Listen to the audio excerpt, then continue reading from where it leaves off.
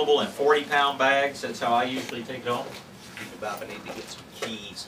Keys. From the person that just came in here last. Me? Oh yeah, can we move your car? Oh yes, I'm sorry. That's all right, that's all right. Well, then I'll bring your keys back for you. Thanks. Yes, thank you. Before we get away from the grass and the tea, sorry about that. Will that help strengthen the grass enough to kill out nut grass? I'll tell you all about nutgrass in just a second. There's a much easier way to get rid of nutgrass. What I was going to tell you about Medina micronutrients is if you ever buy the bigger bag of it, the 40-pound bag, you look at it and say, well, gosh, looking at the price, you don't save much by buying the 40-pound bag. If you buy the 40-pound bag, the nutrients in there are actually twice as concentrated.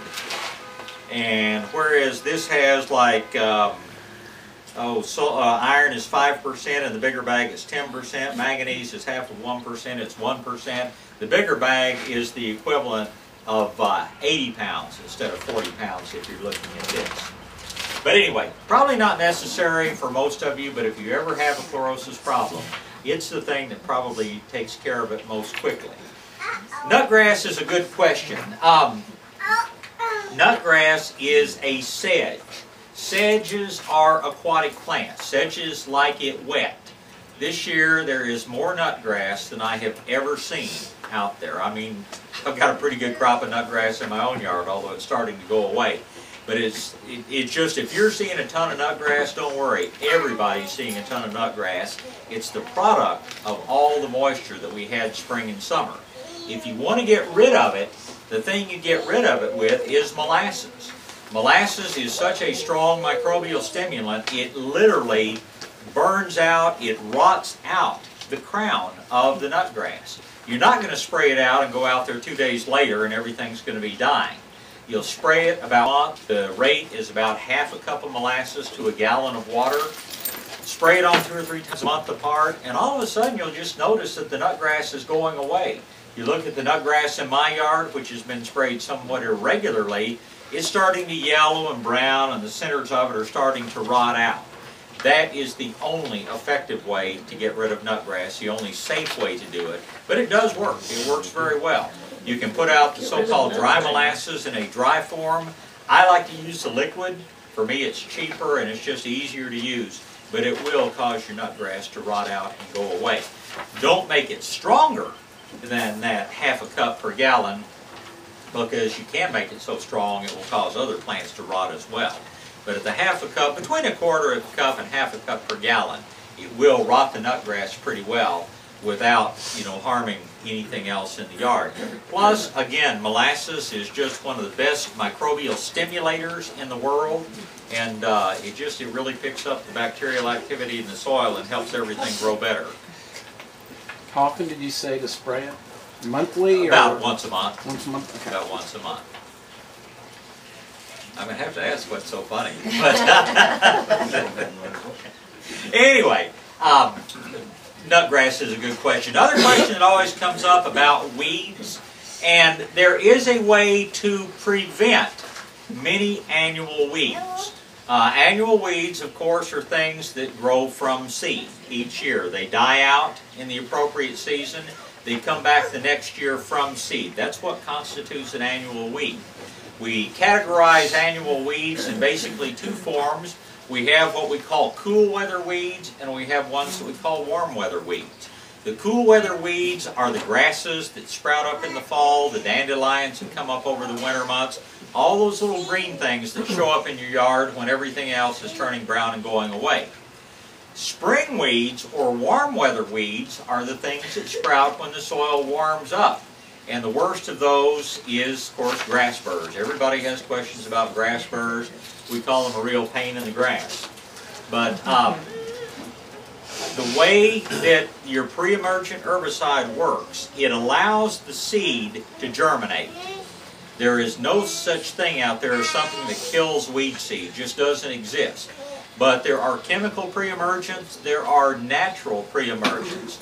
And the way these things work is they allow the seed to sprout. In the case of the chemical pre-emergents, they set up a gas barrier like on the surface of the soil, and when things try to come up through it, they're burned and killed. The problem with that, it's bad for the soil, it's bad for the microbial life in the soil, and it will also damage things like bulbs that are sprouting and trying to come through that grass layer. There are just a lot of reasons not to use the chemical pre-emergents. The natural pre-emergent is this product which is called corn gluten meal. There should be a bag of it here somewhere. If not, oh yeah, here's a small bag of it. We also have larger bags. But corn gluten meal is not the same as cornmeal. Corn gluten meal is the protein component of corn. When they take corn syrup out of corn, what's left behind is the protein, and that's what corn gluten meal is. Now, corn gluten meal, Howard Garrett calls it Mother Nature's weed and feed, because it is a good fertilizer. It's 9% nitrogen.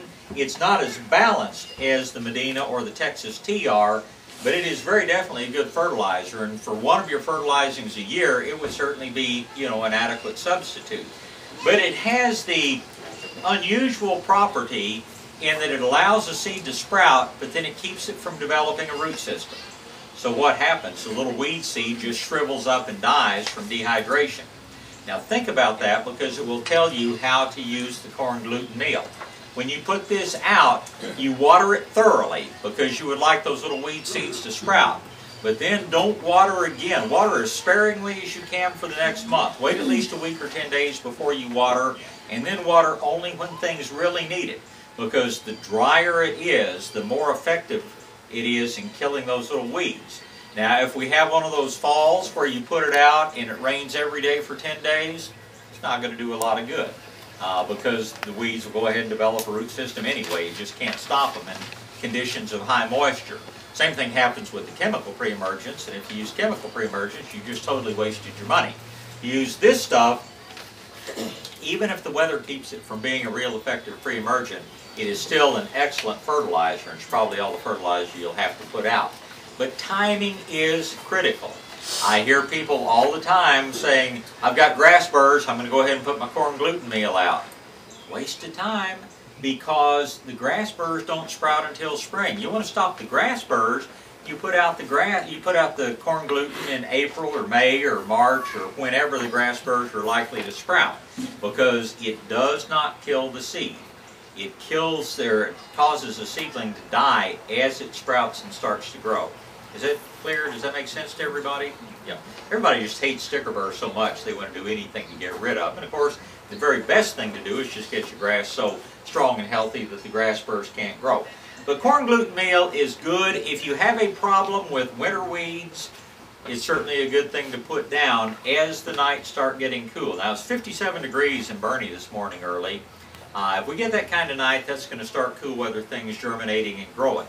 Hasn't been that cool in San Antonio. If it stays this warm, you may want to wait another week or two before you put it down. The question always comes up, well, how long does it remain effective as far as preventing weeds? Well, seeing as how this stuff is a good fertilizer, it is broken down by these microbes in the soil.